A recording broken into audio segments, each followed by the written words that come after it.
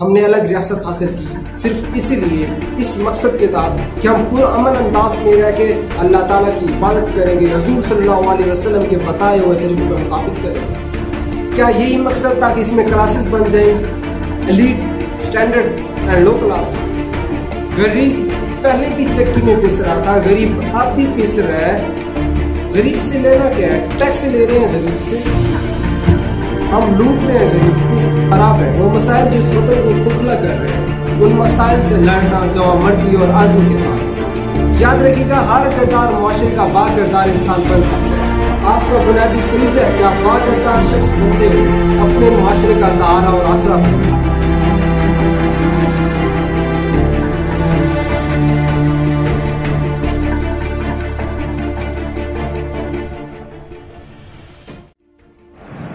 بسم اللہ الرحمن الرحیم۔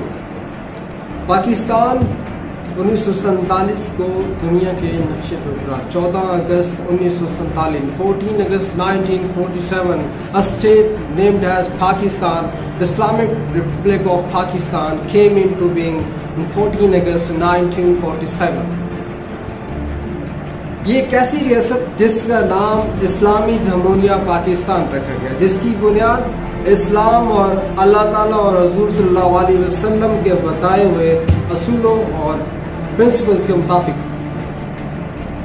پاکستان معرض وجود میں آیا۔ معرض وجود میں آنے سے پہلے پاکستان کو بے شمار اور بے بہا قربانیوں کا سامنا کرنا پڑا۔ ہمارے اسلاف کو بے شمار ناکامیاں، بے شمار آزمائش اور ایسی آزمائش جن کا تصور کرنا بھی امپاسبل ہے، ان کا سامنا کرنا پڑا، اور انہوں نے سامنا کیا جوان مردی کے ساتھ، کیونکہ آزادی ملتی ہے خون کے بعد، آزادی ملتی ہے قربانی کے بعد۔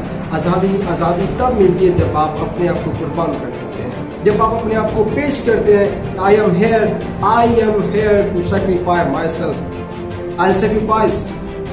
اس کے بعد آزادی مقدر بن جاتی ہے، خون بہتے ہیں، قربانیاں دی جاتی ہیں، آزمائشیں ہوتی ہیں، عزتیں لوٹائی جاتی ہیں اپنی بیٹیوں کی ماؤں۔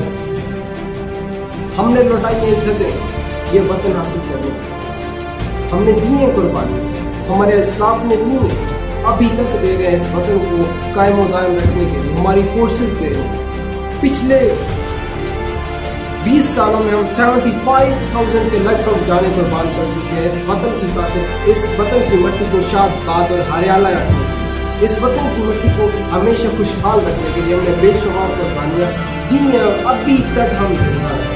ہم ایک قربانی دینے کے بعد پیچھے 100 جوان، 1000 جوان تیار کر لیتے ہیں، صرف اس وطن کو زندہ رکھیں، اس کو قائم دائم رکھیں۔ اور پہلا پیغام ہے دشمنوں سے، وہ دشمن وہ عناصر جو اپنی ناکام کوششیں کر رہے ہیں، سجسٹ تو اتنا کروں گا کہ they should not try, these are just failure and they will prove them they are fails, they are failed۔ اس وطن سے ٹکر لینا کسی کے بس کی بات نہیں ہے۔ ہم تعداد سے لڑنے والے لوگ نہیں، ہم استعداد سے لڑتے ہیں اور ہم لڑیں گے۔ اگلی بات میں اپنے وطن کی طرف آؤں گا۔ ہم نے ریاست حاصل کی، اس کا نام اسلامک ریپبلک آف پاکستان، اسلامی جمہوریہ پاکستان۔ اس کے حاصل کرنے کا بنیادی مقصد کیا تھا؟ ہم وہاں تھے، ہمارے حقوق، ہمارے رائٹس، ہمارے حق غاصب لوگوں نے ہڑپ کیے، ہمیں ڈسٹرائے کیا، ہمیں نوکریوں سے نکالا گیا، ہمارے جو بنیادی حقوق تھے ہمیں چھین لیے گئے، ہماری زمینیں، ہمارے مال ہمیں لوٹا گیا۔ ہم نے الگ ریاست حاصل کی صرف اسی لیے، اس مقصد کے تحت کہ ہم پرامن انداز میں رہ کے اللہ تعالیٰ کی عبادت کریں گے، حضور صلی اللہ علیہ وسلم کے بتائے ہوئے طریقوں کے مطابق چلیں گے۔ صرف اس لیے کہ ہم جہاں وہاں پہ اگر غریبوں کا مال کھایا جاتا ہے تو اس ریاست میں، اس مدینہ کی ریاست میں، ریاست مدینہ میں غریبوں کا مال ہڑپ نہیں کیا جائے گا۔ اس ریاست کو غریبوں کی ریاست، غریبوں کے مال سے چلایا نہیں جائے گا۔ یاد رکھیے گا، جو ریاست غریبوں کے پیسوں سے چلتی ہے، جو ریاست غریبوں کے حقوق سے چل رہی ہے، وہ ریاست زندہ ریاست نہیں ہوتی۔ That is called dead state, وہ مردہ ریاست ہے۔ زندہ ریاستیں وہی ہوتی ہیں جو غریبوں کے مال سے نہیں بلکہ اپنے بل بوتے پہ چلا کرتی ہیں۔ वो रियासत कभी जिंदा रियासत नहीं होती जिसमें सिर्फ अमीरों को नहीं पूछा जाता बल्कि सिर्फ गरीबों को पूछा जाता है। वो रियासत कभी रियासत नहीं होती, वो जिंदा रियासत नहीं होती। वो माशरा जिंदा माशरा नहीं होता जिसमें गरीबों को अहमियत नहीं दी जाती, गरीबों को कदर की निगाह से नहीं देखा जाता, उन्हें नीचे बिठाया जाता है, पाँव के नीचे बिठाया जाता है, पाँव की जूती समझा जाता है। वो माशरा जिंदा माशरा नहीं होता, वो बाकरदार माशरा नहीं होता। अगर वतन हासिल करने का सिर्फ यही मकसद था कि इस वतन को चलाना है गरीबों के पैसे से, तो इससे बेहतर था कि आजादी। पॉइंट आप खुद समझदार हैं, सोचें समझें, क्या यही मकसद था कि इसमें क्लासेस बन जाए, elite, standard and low class. गरीब पहले भी चक्की में पिस रहा था, गरीब अब भी पिस रहा है। गरीब से लेना क्या है, टैक्स ले रहे हैं गरीब से, हम लूट रहे हैं गरीब को।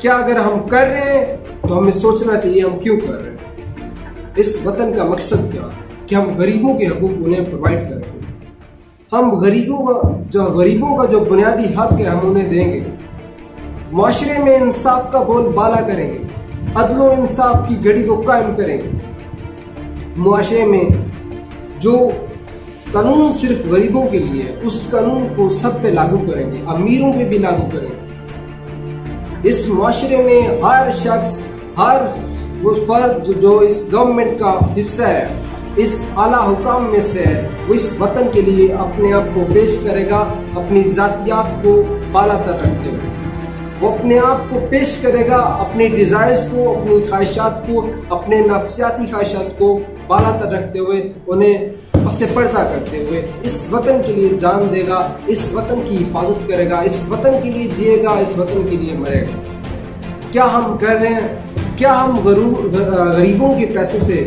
इस वतन को चला रहे हैं? ये सवाल आपके पास है, मेरे पास भी है, लेकिन जवाब आप देंगे। क्या इस वतन में अदल व इंसाफ कायम है? जवाब आपने देना है। क्या इस वतन में गरीब और अमीर बराबर है? क्या इसमें फौकियत सिर्फ पैसों को दी जा रही है? क्या यहाँ पे गरीबों को ज़्यादा लूटा जा रहा है? क्या अमीर को ज़्यादा इज्जत दी जाती है? ये जवाब आपने देना, क्योंकि आप इस वतन के वासी हैं। आपका बुनियादी हक है कि इस वतन को संभालना। इस वतन में वो मसाइल जो ख़राब है, वो मसाइल जो इस वतन को खोखला कर रहे हैं, उन मसाइल से लड़ना जवामर्दी और आज़म के साथ। याद रखिएगा, हर किरदार मुआशरे का बाकिरदार इंसान बन सकता है।